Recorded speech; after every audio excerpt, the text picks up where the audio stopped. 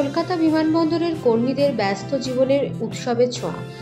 এদিন airport terminal manager অফিসের কর্মীরা ভক্তি করে বিশ্বকর্মা পুজোর আয়োজন করেন। নিত্যদিনের কাজের চাপ সরিয়ে রেখে তারা পুজোর তোড়জোড় ও আয়োজনে হাত লাগান। অফিসের কর্মীরা নিজেরাই ফল কাটা থেকে নৈবেদ্য সাজানো পর্যন্ত সব কাজ করেন। সকাল থেকে শুরু হয় এই বিশেষ দিনের প্রস্তুতি। পুরোহিত ডেকে পুজোর যাবতীয় আয়োজন সম্পন্ন হয়। শিফট পরিবর্তনের সঙ্গে সঙ্গে নতুন কর্মীরা যোগ দেওয়ায় উৎসবের আনন্দ আরও বেড়ে যায়।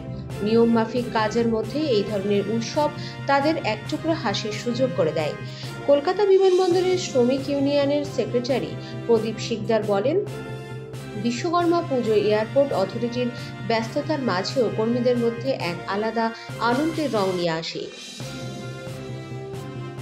যে সেকশনগুলো অ্যাপ্রুভাল আছে সেগুলোতে ফ্যামিলি মেম্বাররা আসতে পারেনি, সিকিউরিটির কারণে তাদেরকে আসতে বারণ করা হয়েছে।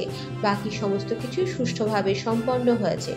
যাত্রী পরিষেবার দিবসে যাত্রী নিরাপত্তার জন্য সব মেনটেন করা হয়েছে। অপারেশনাল কাজের কোনো অসুবিধা করা হয়নি। আমরা সেই ব্যাপারে যথেষ্ট অ্যালার্ট ছিলাম। ভবিষ্যতে যে কোনো উন্নয়নমূলক কাজের জন্য সবসময় সহযোগিতা আমাদের আছে এবং তার জন্য কলকাতা এয়ারপোর্ট বিভিন্নভাবে ডেভেলপমেন্টের কাজ করে চলেছে। যেমন আমাদের রানওয়েতে নতুন টার্মিনাল বিল্ডিং তৈরি হচ্ছে। এয়ারপোর্ট ডেভেলপমেন্ট ডোনেশন কাজের জন্য যা কলকাতা এয়ারপোর্ট ততক্ষণ ভারতবর্ষের মধ্যে সবচেয়ে কমার্শিয়ালি প্রফেশনাল লাভ আছে। 600 কোটি টাকার উপরে প্রফিট করেছে কলকাতা এয়ারপোর্ট। ভবিষ্যতে আরও প্রফিট বাড়ার সম্ভাবনা আছে। তখন সরকার সেটাকে প্রাইভেটের দিকে ঠেলে না দেয়, সেটাই ভয়, আর কিছু নয়। বাকি সব ঠিক আছে। কলকাতা থেকে স্মৃতি বিশ্বাসের রিপোর্ট, পজিটিভ বার্তা।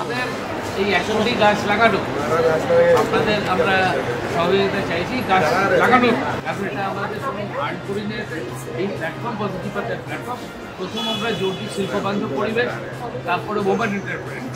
ত্রিপুরাতে আমাদের 400-500 মহিলার ওপেন এছাড়া আমাদের 70টা কলেজ আছে, ফার্মাসি আছে, বিএড আছে, যেগুলো হয়, নার্সিং আছে, মেল নার্সিং আছে, আর 2টো মেডিকেল কলেজ আছে। আর 100টার উপরে স্কিল ডেভেলপমেন্ট। আমাদের গ্রুপ চেয়ারম্যান হচ্ছে ডক্টর মলয়পীঠ।